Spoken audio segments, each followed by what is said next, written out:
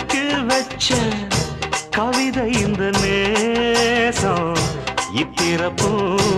எப்பிறப்பும் தொடரும் இந்த பாசம்